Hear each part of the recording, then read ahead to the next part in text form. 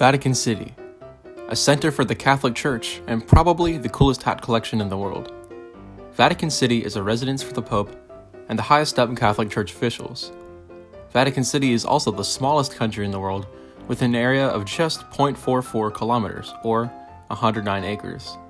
It has a population of 825, the smallest out of any country. Vatican City has almost all the functions of a normal country. They have a head of state, the Pope, which actually makes the Vatican one of the last absolute monarchies in the world. They have a bank, a police force, and their own currency. Unfortunately, they don't participate in the Olympics, though that would be pretty epic.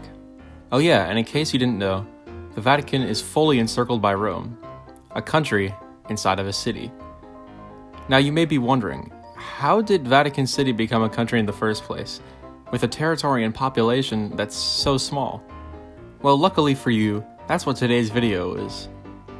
See, throughout history, the Pope has been a very powerful figure. He could excommunicate anyone he wanted, the leaders of many countries would get his blessing before they did things, and he had the power to call upon millions of people at any time, like in the Crusades. And for most of modern history, the Pope has been the most powerful figure in Italy. He even controlled the Papal States.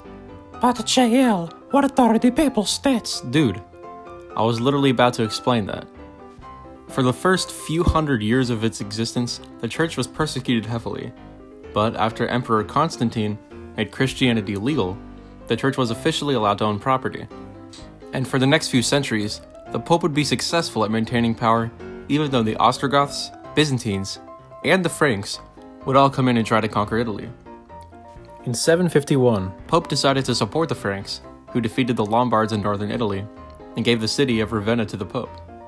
And that was the beginning of the Papal States, which would maintain control over most of northern Italy until the 1860s. So now let's time travel to the 1860s. In 1861, most of the papal territory had been conquered by the Kingdom of Italy. The only territory that the Pope had left was St. Peter's Basilica, the Pope's house, and some other buildings in the area.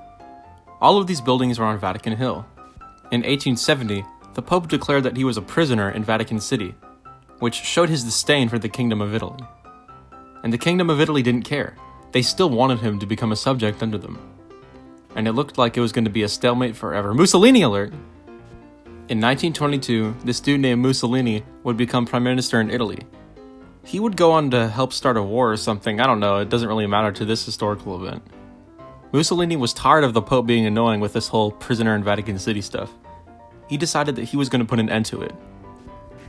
Mussolini realized he probably shouldn't invade Vatican Hill because he didn't want every Catholic person in Europe to hate him. Instead, he was going to negotiate his way through this one.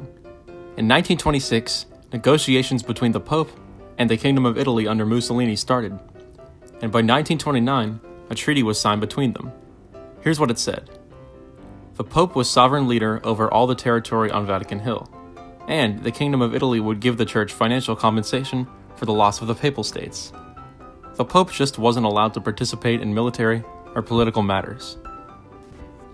And my friends, that's the story of how Vatican City officially became a country. I hope you enjoyed this video. If you liked it, please share it with friends and force them to subscribe. And of course, as always, make sure to have a great day.